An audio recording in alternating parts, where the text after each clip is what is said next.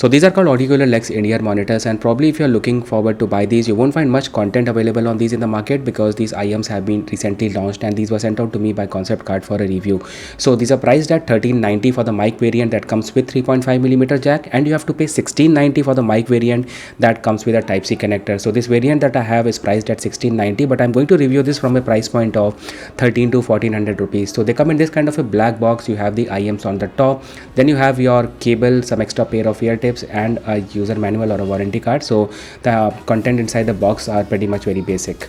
So starting off with the design and build quality, so from a price point of 13 to 1400 rupees, I think these IMs have far better build quality for the price. So if you look at it, so the faceplate is made from metal. On the top you have your Audiocular branding and rest of the part is resin. And if you compare these in-ear monitors with these KZ Caster and Caster Pro, so you will notice that they have a kind of same design language that is going on, same material, same everything. And I just feel that if they just remove the branding like from Audiocular to KZ, anyone would believe that these are KZ in-ear monitors. Even if you look at this connector, this 0.75mm, so it's the same that is coming with KZ in-ear monitors. And for this particular price point, the build quality is really nice. In fact, I was thinking like they would be providing some plastic or some kind of nozzle with these in-ear monitors, but in this case they have provided with metal. And also if you look at the quality of cable, so the cable feels very sturdy and it also like a very good looking cable, and it's far better than what KZ is providing with their in-ear monitors. The only thing with the cable is that it doesn't have any sort of brand label on it, so that is something I want to mention.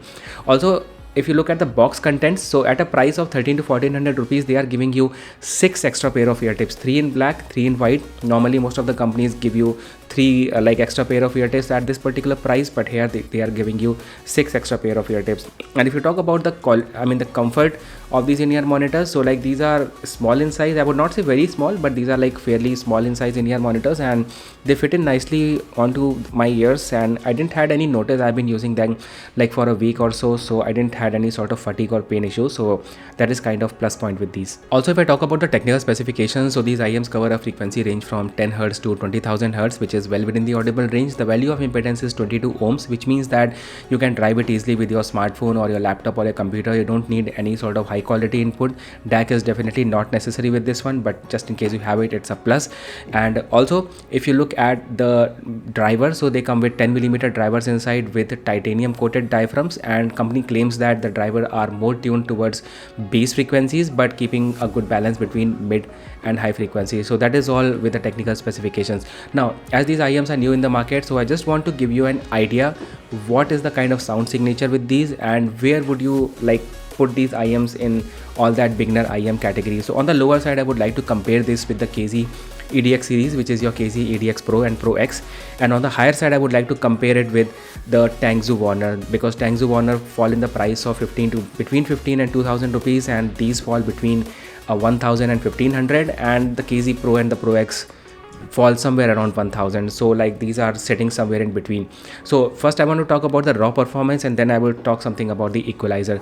So if you talk about the raw performance of these IMs, I would say these are tuned more towards the bass. Like when I was switching them like back and forth between the KD EDX Pro and this one, so these were sounding much more pleasing. In fact, like especially this particular song that you are looking on the screen, so at a timeline of 22 seconds when the bass frequencies begin to kick in, these IMs are sounding far better as compared to the KZ EDX Pro. In fact, in many circumstances I noticed that the KZ EDX Pro and Pro X both sound little bit noisy, and I think KZ in-ear monitors have a general issue with their like entry level and beginner IMs, that high frequencies, especially the sound of C, S's and all that hissing sounds are too much extended. So at high volumes you may feel a little bit of noise and imbalance between different frequencies, but that is definitely not the case with the Audiocular LEX. And when you talk about the rest of the frequencies, which is your dialogues like your mid frequencies and your high frequencies, so all that and everything was in good balance. So I would say that these are far better than KZ EDX and EDX Pro. On the higher side, if I compare it with the Tangzu Warner, so I would say that Tangzu Warner has a very good quality bass. These are very near to the bass of the Tangzu Warner, but Tangzu Warner has a kind of different bass, and it has a more, you can say, the sound signature is very wide because of the dual cavities they have. So I would say the kind of bass they have and the kind of bass the Tangzu Warner is having, it's very much comparable, but Tangzu Warner is far more refined and better.